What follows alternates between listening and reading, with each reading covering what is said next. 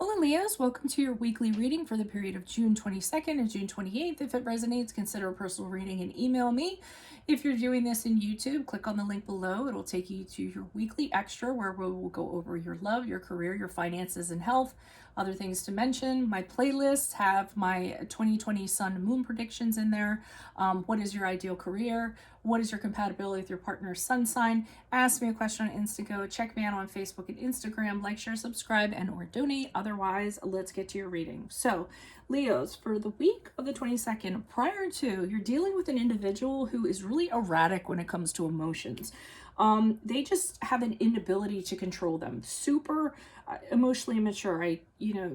Assimilate it to if a child just throws himself on the ground and starts like beating on the floor because they're not getting their way. And I don't feel like they have the maturity to kind of handle their emotions. And when they're like this, or when they were like this, I mean, things would get really bad. I mean, the Wheel of Fortune reverse is like everything changed for like, it was terrible. It was out of your control whenever this person kind of acted up.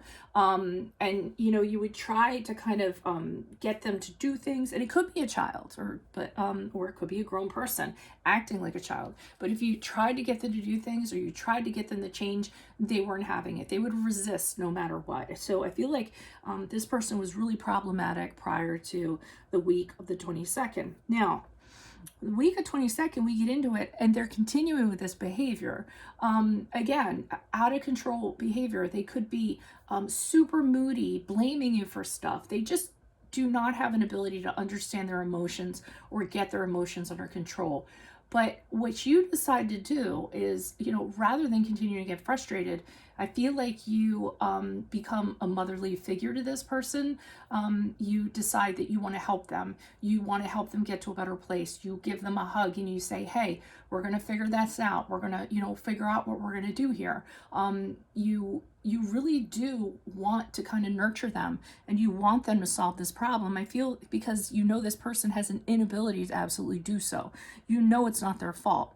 I definitely feel like they just lash out and act out because they just don't have the emotional tools on how to deal with stuff when things kind of come up. And I know that you know that, so that big motherly, that mother hen thing is going to come out of you, that wonderful energy where you just want to, wrap your warmth around them and support them, as they go through this.